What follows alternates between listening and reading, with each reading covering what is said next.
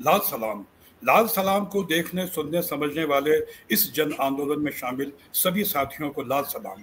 जैसा कि आप जानते हैं, पिछले कई महीनों से हम हमारे समय के संकटों, चिंताओं, मुख्य मुद्दों और खासतौर पर फांसीवाद के गहराते संकट को लेकर कई कई कोणों से हमने बात की है।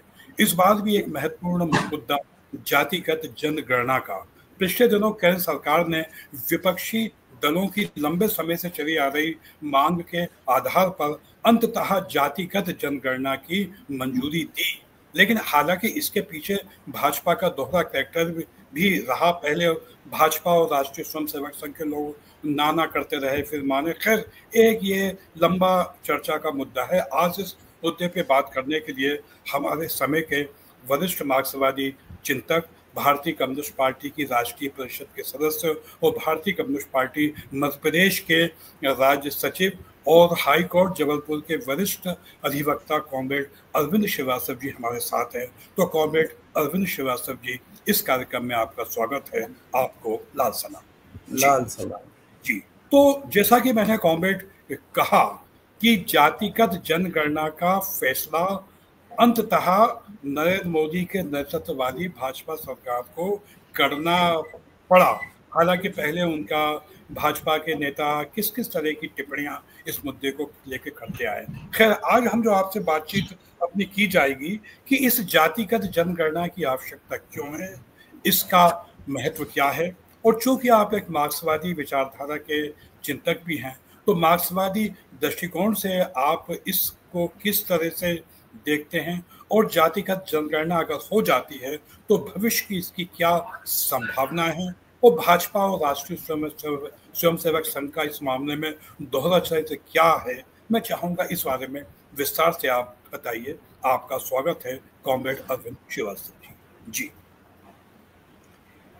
देखिए, ऐसा है कि भारत सारी दुनिया में एक विशिष्ट देश है इस मायने में कि सारी दुनिया में कोई ऐसा देश नहीं है जहाँ पे 7 धर्म हो और हजारों जातियां हों। जी। वैसे मुख्य रूप से अगर हम हिंदू धर्म के हिसाब से बात करें, वर्णवाद के हिसाब से बात करें, तो 4 जातियां, 4 हिस्सों में बांटा गया है भारतीय हिंदू समाज को। ब्राह्मण, क्षत्रिय, वैश्य और शूद्र। लेकिन ये तो एक बहुत पुराने समय की बात है और ये समय के साथ ये काफी ब्लर्ड हो गई, कहना चाहिए। ये जो सीमा है चार चतुर्वर्ण की, ये काफी धुंधली हो गई। उसका कारण ये है कि बहुत से लोगों ने जिस तरह का व्यवसाय अपनाया या अपनी जीवन यापन के लिए किया, तो बहुत से जिनके बारे में ये था कि इस जाति के लोग ये व्यापार या ये खेती करेंगे या क्षत्रिय हैं, तो वो सब चीजें खत्म हो गई। तो भारत में हजारों हजार जातियां हैं, हजारों जातियां। अब सवाल ये है कि 1947 में भारत आजाद हुआ। स्वाभाविक रूप से शिक्षा का अधिकार आजादी के पहले जो कथित रूप से जो सवर्ण जातियां कहलाती हैं उन्हीं को प्राप्त था।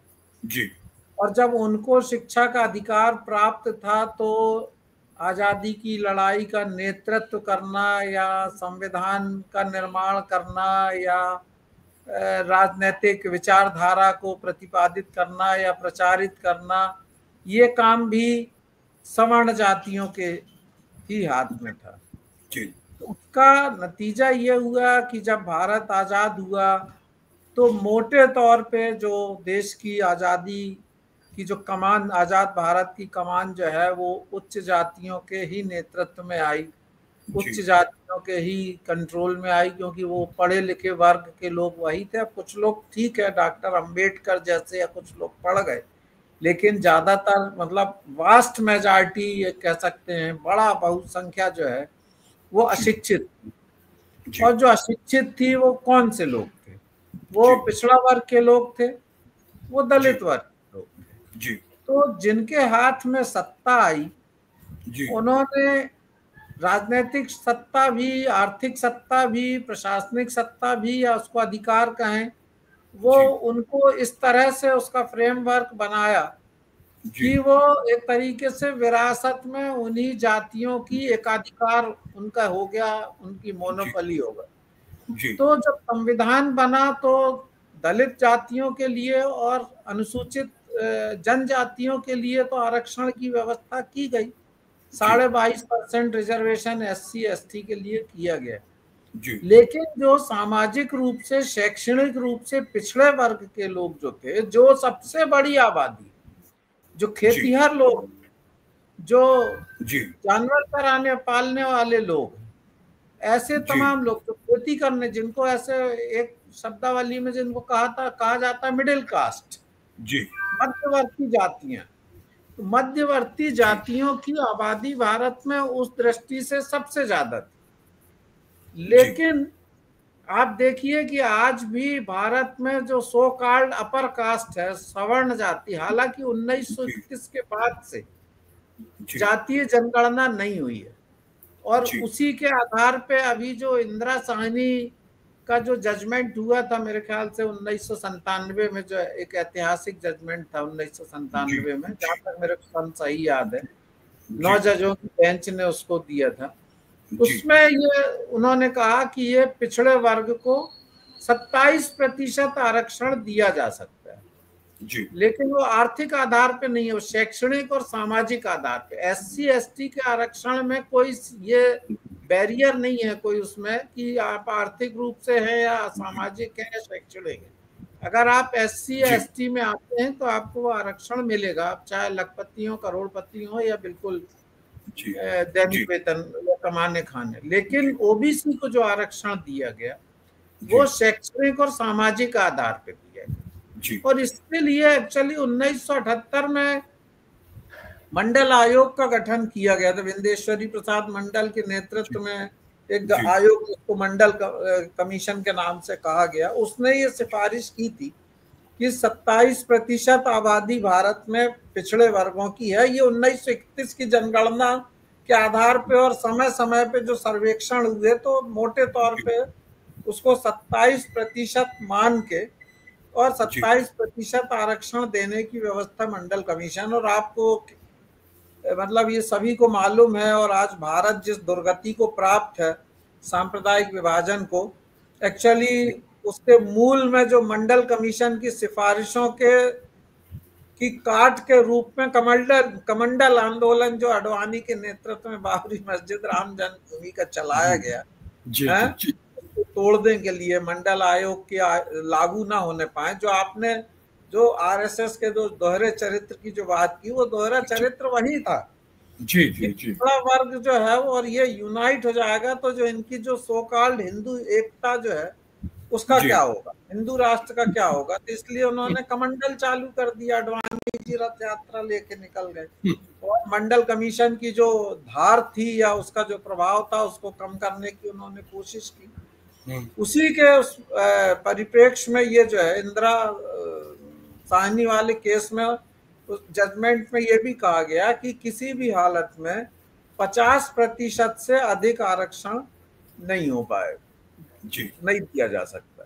तो आज भी मोटे तौर पे 50% आरक्षण ही चल रहा। 27% है OBC के लिए, 15% है SC के लिए, 7.5% है आदिवासी वर्ग के लिए, शेड्यूल्ड ट्राइब।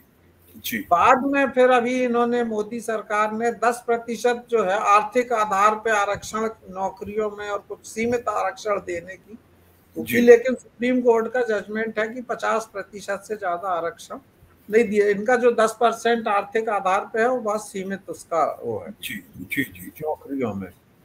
तो लगातार विवाद इस बात पे है, और लोगों की आवाज इस बात पे है कि जो पिछड़ा वर्ग है उसकी आबादी 27% से कहीं ज्यादा है। तो मोटे तौर पे अगर हम आदिवासियों की और दलितों की आबादी को हटा दें, सवर्णों की आबादी एक अनुमान के हिसाब से अधिकतम 18% है।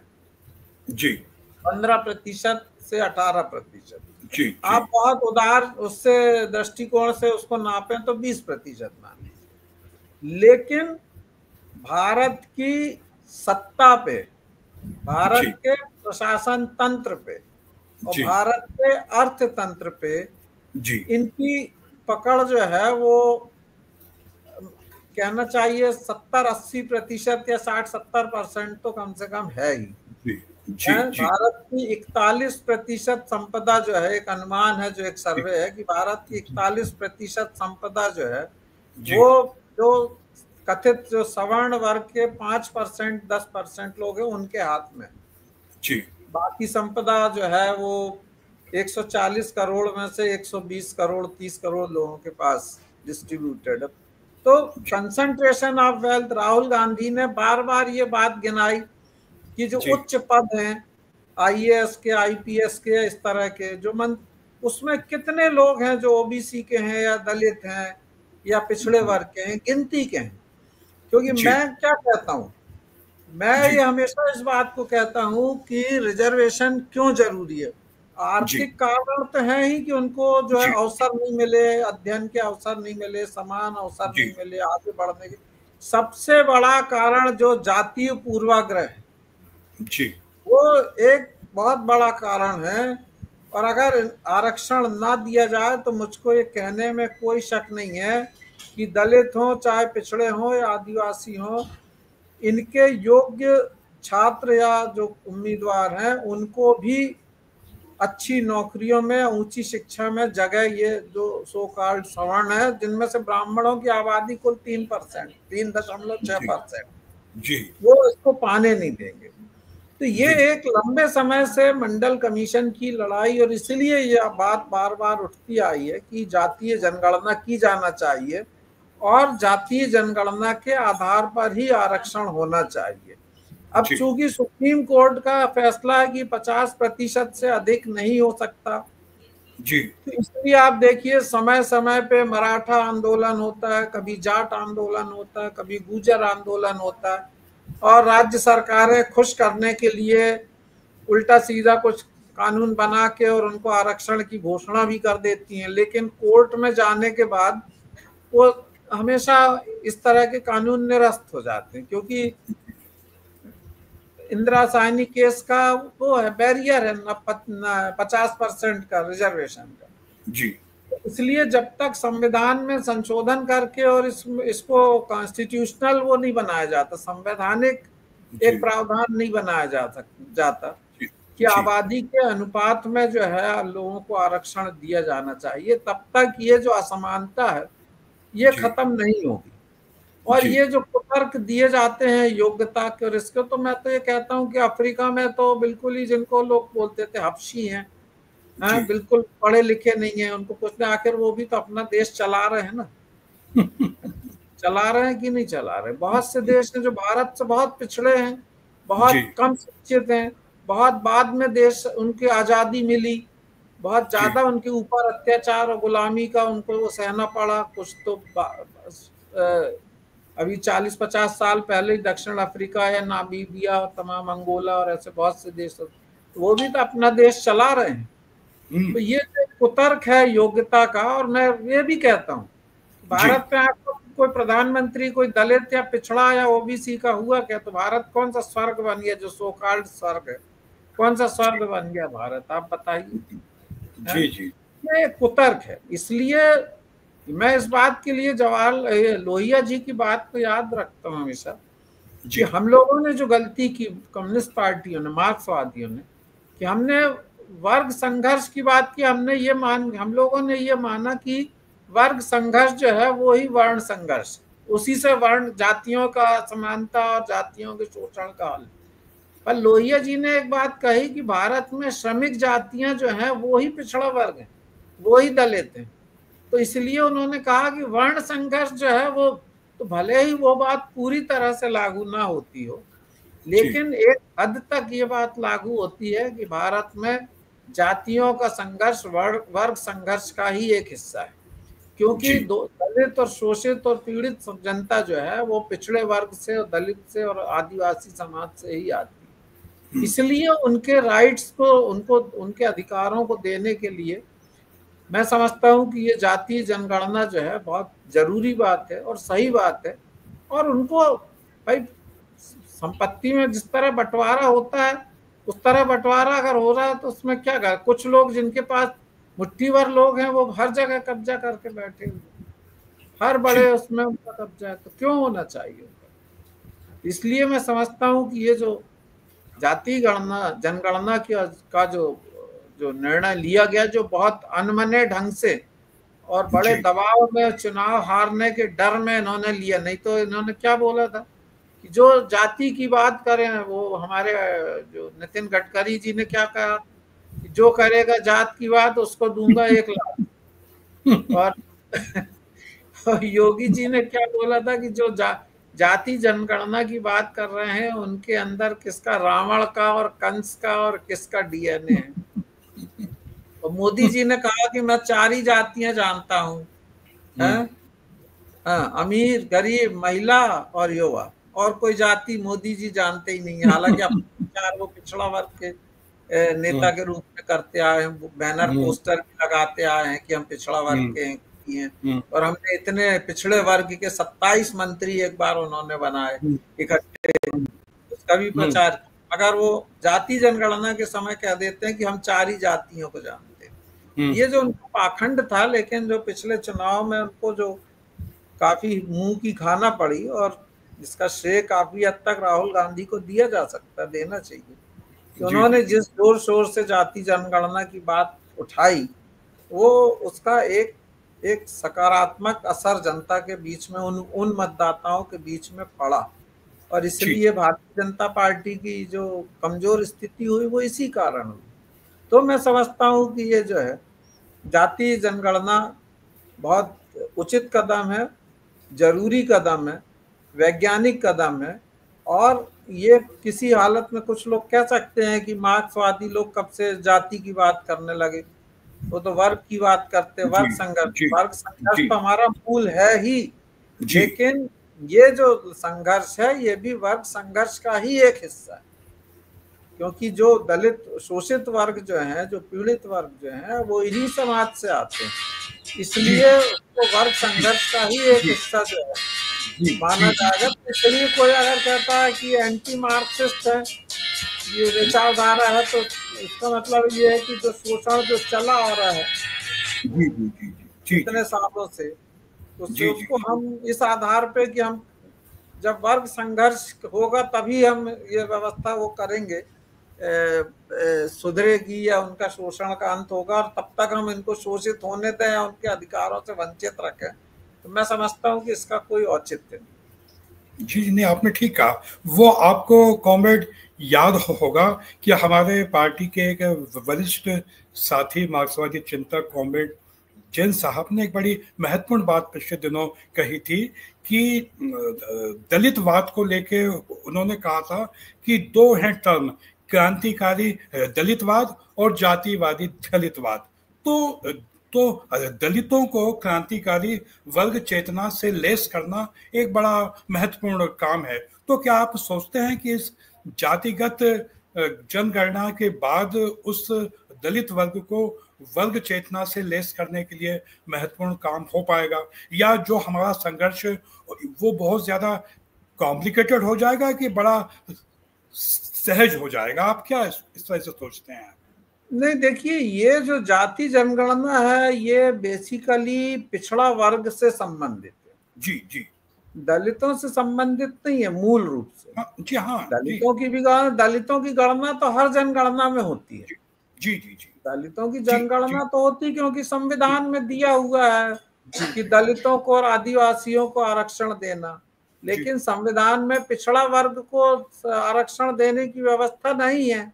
नीति निर्देशक सिद्धांत जो डायरेक्टिव प्रिंसिपल है उसमें जरूर है कि जो शोषित या सामाजिक रूप से, शैक्षणिक रूप से पिछड़े हुए जो वर्ग हैं उनको, उनके उत्थान के लिए सरकार काम करे, मगर वो मैंडेटरी आदेशात्मक प्रकृति के नहीं है, वो निर्देशात्मक प्रकृति के हैं। तो ये जाति जनगणना जो है ये बेसिकली पिछड़े वर्गों के लिए नहीं, वो तो है। आप देखिए यूपी में देखिए, बिहार में देखिए, ऐसे राज्यों में देखिए कि 80 के दशक के पहले जबकि भारी आबादी जो है, या मध्य प्रदेश में भी देखिए बड़ी आबादी जो है वो पिछड़ी जातियों की थी, लेकिन हमेशा सत्ता पे कौन काबिज रहे? बिहार में अगर आप देखेंगे तो हमेशा मुख्यमंत्री कौन रहे? भूमिहार लोग ज्यादातर रहे या ब्राह्मण रहे। यूपी में भी वही हाल रहा। चंद्रगुप्त क्या चंद्रभानु गुप्त रहे, फिर कभी वो बन गए सच्चिदानंद, क्या संपूर्णानंद बन गए, फिर कैलाशनाथ काटजू बन गए। तो वहाँ तो हमेशा ये हुआ है कि जिनकी मुट्ठी भर आबादी रही है, राजनीतिक सत्ता उन्हीं के हाथ में रही, और जब राजनीतिक सत्ता उनके हाथ में होगी तो कोई मार्क्सिस्ट इंटेलेक्चुअल या मार्क्सिस्ट आइडियोलॉजी को मानने वाले लोग हों तो ये सोचा जा सकता है कि वो पिछड़ी और दलित जातियों के लिए जो है वो कोई क्रांतिकारी योजना या ऐसी योजनाएं बनाएंगे उनके शैक्षणिक सामाजिक उत्थान के लिए या न। पर जिन वर्गों से और जिन दकियानूसी समाज से ये लोग आते थे, संपूर्णानंद और ये तमाम लोग हैं, वो पंत गोविंद वल्लभ पंत और ये तमाम, और इवन राजेंद्र प्रसाद भी है। तो तिलक के बारे में अगर आपने सुना होगा, तिलक तो बिल्कुल दलितों के और पिछड़ा वर्ग की शिक्षा के भी खिलाफ थे कि इनका ये जो गाय बकरी चराने वाले और हल चलाने वालों की पढ़ाई लिखाई से उनका क्या काम, वो जाके अपना खेतों में काम करें। वो शिक्षा तक के उसके विरोधी थे, इसलिए वो फुले के विरोधी थे वो। तो ये इन्हीं के हाथ में सत्ता आई ना, जब इनके हाथ में सत्ता आई तो इन्होंने तो कोई ऐसी कोशिश की नहीं। जी। तो ये एक अस्मिता का भी एक सवाल, नेतृत्व का भी सवाल, सिर्फ योग्यता की बात करके कि हम ही योग्य हैं, हम ही योग्य। अरे भाई, योग्य आप इसलिए हो कि हर मौके तो आपने हड़प लिए, हर अवसर का फायदा आपने उठाया, अच्छी पढ़ाई का फायदा आपने उठाया, नौकरियों में अच्छी नौकरियां पाने का फायदा आपने उठाया, तो इसलिए आप डंका पीटो कि हम योग्य।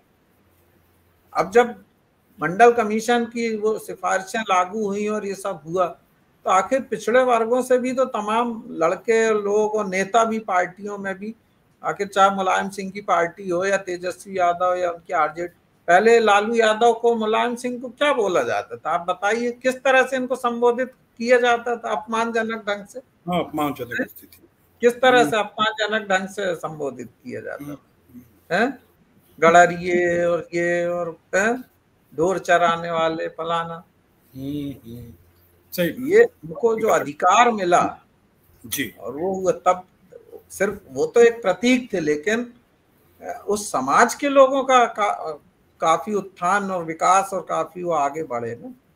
तो इसलिए उनको फिर ये बदनाम करने लगे कि वो गुंडागर्दी होती है, ये होती है, वो होती है। अरे गुंडागर्दी, तुम जो गुंडागर्दी करते हो उसका खुद का क्या है? फूलन देवी को बोलने लगे डकैत। अरे क्यों बनी डकैत?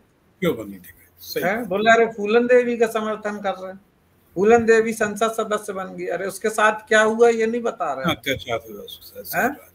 सही बात है। तो इसलिए ये जब तक कॉन्स्टिट्यूशनल या लीगल राइट जब तक नहीं दिया जाएगा, तब तक वो अधिकार कोई अपनी मर्जी से कोई सौंपेगा थोड़ी, कोई प्लेट में तश्तरी में सजा के थोड़ी दे देगा। ये तो कानूनी अधिकार, संवैधानिक अधिकार से ही उनको अधिकार मिलेगा। और इसलिए जाति जनगणना की जाना और जातीय जनगणना के आधार पे नौकरियों में और उसमें वो दिया जाना, आरक्षण दिया जाना, उनको अधिकार दिया जाना, ये समाजवाद के लिए और ये वैज्ञानिक समाजवाद के लिए, उसके लिए कि ये जरूर वो अनिवार्य चीज है, और इससे निश्चित रूप से उनकी चेतना में फर्क आएगा। जी, सही बात है, बिल्कुल सही बात है कि जब वो आर्थिक और सामाजिक रूप से समझदार, बौद्धिक संपन्न होने के मौके उनको प्राप्त होंगे, तब उनकी चेतना भी विकसित होगी, क्योंकि हर चीज का निर्धारण आर्थिक कारणों से ही होता है। ये हमारा मार्क्सवादी सोच है। बिल्कुल, आपने बिल्कुल ठीक कहा। मैं आपसे यहाँ कॉमेंट 2 बातें और करना चाहूंगा कि केंद्र सरकार को इसकी सहमति तो देनी पड़ी, लेकिन इस समय भी बीजेपी और आरएसएस के भीतर इस मामले को लेकर बहुत बेचैनी है। उनके आपसी मतभेद इस समय भी चल रहे हैं। तो जिस तरह महिला आरक्षण का मामला इन्होंने घोषणा करने के बाद भी 5 साल के लिए टाल दिया, क्या आपको ऐसा लगता है कि इस मामले में भी तरह तरह के संकट और बाधाएं आ सकती हैं? मतलब घोषणा तो इन्होंने कर दी, लेकिन ये काम मतलब इसको करने में ये किस तरह से होगा, क्या प्रोसेस होगी, इस समय तक अभी कोई कार्य योजना सरकार ने नहीं बनाई है। तो आपको क्या ऐसा? ये बात तो सही है, महिला आरक्षण की घोषणा की, उसके बाद उन्होंने कह दिया उन 2029 के चुनाव से लागू होगी। जी। उसका क्या लॉजिक था 2029 के चुनाव से लागू करने का? आप 2024 के चुनाव में लागू कर सकते थे भाई। जो सीटें थी उसमें से 30% लॉटरी सिस्टम से आप कर देते, मगर वो एक लॉलीपॉप पकड़ा दिया, चुनाव में महिलाओं के वोट ले लिए। फिर अब 2029 में देखा जाएगा, फिर कुछ नया वो आ जाएगा कि अभी हमारा पूरी तैयारी नहीं हुई है, गणना नहीं हुई है, ये नहीं हुई है। अपने भीतर से ही कुछ लोगों को खड़ा कर दिया जाएगा उसका विरोध करने के लिए। फिर ये कहा जाएगा कि आम राय बनाने के लिए अभी थोड़े समय की जरूरत है। तो ये तो हथकंडे, ये इस तरह की पार्टियों, भाजपा के भी और तमाम पार्टियों के हथकंडे तो होते हैं। भाजपा तो बहुत शातिर पार्टी है। तो ये जातीय जनगणना की घोषणा कर दी है, अभी तो उसकी शुरुआत भी नहीं हुई, इसकी व्यवस्था होगी, गणना होगी। गणना में अभी फिर हजारों तरह की आपत्तियां आएंगी। तो कब लागू होगा और कैसे लागू होगा, मगर सैद्धांतिक तौर पे इस बात को स्वीकार किया, ये एक बड़ी एक विक्ट्री कहना चाहिए। अब इसमें देखिए आरएसएस का तो यह है कि कुछ ऐसा क्या कहना चाहिए, अनफॉर्चुनेट कहना चाहिए या जो भी कहना चाहिए, कि पहले आरएसएस को विशुद्ध रूप से ब्राह्मणों की का संगठन जो है, चित्त पावन ब्राह्मण उसका नेता होता है, और सिर्फ अपर कास्ट और एक तरीके से मनुवाद का जो सिद्धांत है या मनुवाद है उस पर आधारित संविधान की उनकी मांग थी। गुरु गोलवलकर ने संसद के सामने तो प्रदर्शन भी किया था, कहा भी था कि जो है मनुवाद पे आधारित वो बनाया जाए, और चतुर्वर्ण व्यवस्था का भी उन्होंने समर्थन किया। आज भी वो दिल से उसी बात को मानते हैं। बीच बीच में मोहन भागवत दो तरह की बात कर देते हैं, कभी जाति व्यवस्था सही थी, अभी भैया जी होश बोले, कौन है उनका होश बोले या किसने बोल दिया, जाति व्यवस्था सही थी और जारी रहना चाहिए। तो वो दोनों तरह की बातें करना आरएसएस के डीएनए में, क्योंकि उनको मालूम है कि अब पहले से बहुत ज्यादा जागरूक हो गए हैं दलित और पिछड़े वर्ग के लोग, और वो अपने अधिकारों के लिए खड़े हैं, इसलिए उनके खिलाफ भी नहीं जा सकते।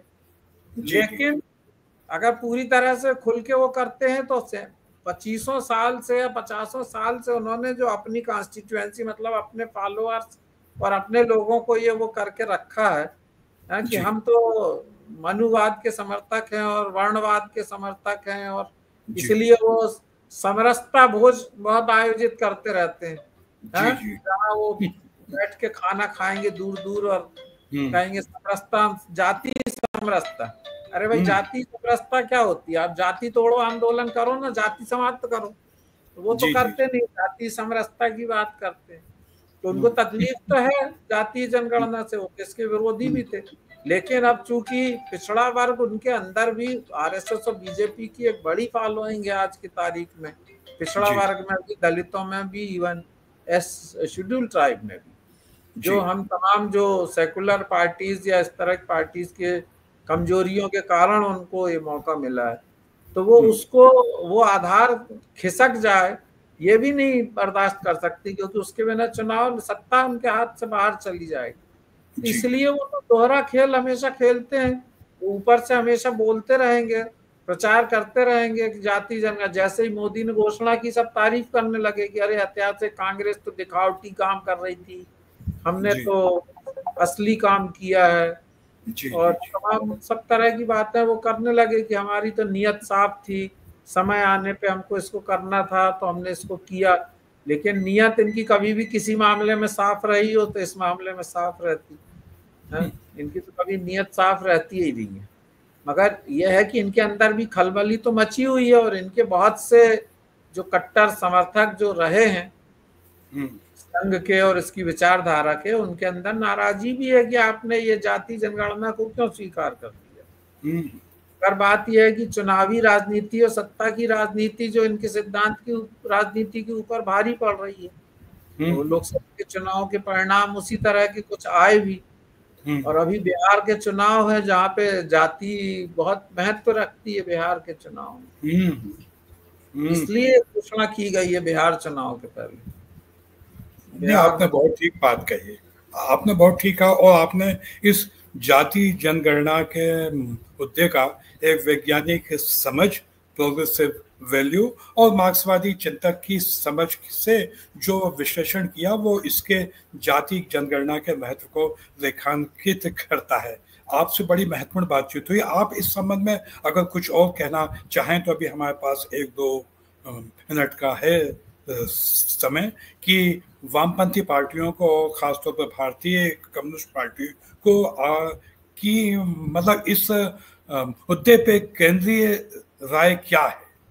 हालांकि हमारी पार्टी ने तो समर्थन ही किया जाति जनगणना का।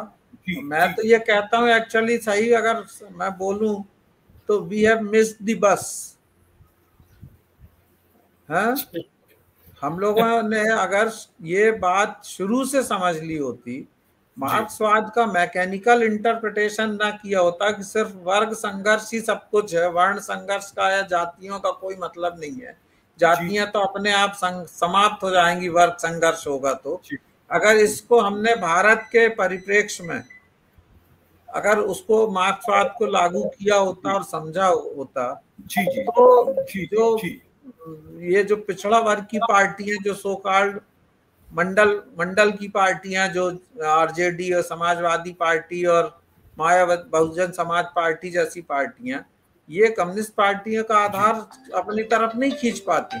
यूपी बिहार में सबसे शक्तिशाली पिछड़े वर्गों की और दलितों की पार्टी अगर कोई थी तो कम्युनिस्ट पार्टी थी। और कम्युनिस्ट पार्टी ने उनके लिए जितना संघर्ष किया है किसी पार्टी ने नहीं किया। मैं उसका आई विटनेस हूँ, मैंने देखा बांदा में किस प्रकार से दलितों के ऊपर अत्याचार होने पे वहां कम्युनिस्ट पार्टी बाकायदा लाठी और बंदूक लेके सामंतों से मुकाबला। बिहार में हमारे कितने नेता शहीद हुए हैं सामंती गुंडों से लड़ते हुए पिछड़े वर्ग और दलितों के लिए लड़ाई के लिए। मगर प्रॉब्लम क्या थी? प्रॉब्लम ये थी कि लीडरशिप उनको नहीं दी हमने, उन वर्गों को। इसलिए कि मार्क्सवाद में जो पंडित होगा, मार्क्सवाद का जो प्रणेता होगा, अध्येता होगा, वही लीड करेगा। अब वो तो बेचारे, जैसे आरक्षण के बिना शिक्षा नहीं मिली और इसलिए सत्ता में भागीदारी नहीं मिली, उसी प्रकार उनको जब उस तरह की वो नहीं थी तो वो मार्क्सवाद के प्रकांड पंडित या इतने बड़े वो नहीं बन सकते थे। और वो नहीं बन सकते थे इसलिए वो भारत में क्रांति का नेतृत्व नहीं कर सकते थे। ये जो एक डिफेक्टिव जो सोच जो थी, उस डिफेक्टिव सोच का फायदा उठा के जो है, चाहे वो कांशीराम हो, चाहे वो मुलायम सिंह हो या वो हो, उन्होंने जो है कम्युनिस्ट पार्टियों के आधार को, पिछड़ा और दलितों के आधार को अपने पास खींच लिया। कांशीराम ने कहा ना कम्युनिस्ट पार्टियों को, ये क्या हरे घास में लाल सांप है क्या है, ये कुछ इस तरह की बात बोली थी। तो भी ये कहा हम तो आप ये आपको फॉलोअर बनाते हैं, हम आपको लीडर बनाएंगे। जी नहीं, आपने बहुत जी और एक कामरेड ही इस तरह की चीजों का विश्लेषण करता है। जी नहीं, आपने बहुत ही अच्छी महत्वपूर्ण बात कही। और वास्तव में कॉमरेड ही अपनी चूकों, गलतियों को स्वीकार करके आत्मविश्लेषण कर सकता है। ये कम्युनिस्ट विचारधारा की ही ताकत है। तो कॉमरेड श्रीवास्तव जी, आज इस जातिगत जनगणना के मुद्दे पे आपसे बड़ी महत्वपूर्ण बातचीत हुई और ये बातचीत निश्चित रूप से वर्ग चेतना के विकास में भी इसकी बड़ी महत्वपूर्ण भूमिका हो पाएगी। आपको तहे दिल से शुक्रिया। आपको क्रांतिकारी, आपको भी शुक्रिया, और लाउड इंडिया लाल सलाम को भी शुक्रिया, और जो इसकी जो प्रोग्राम अरेंजर हैं उनको भी, चीनू जी को भी शुक्रिया।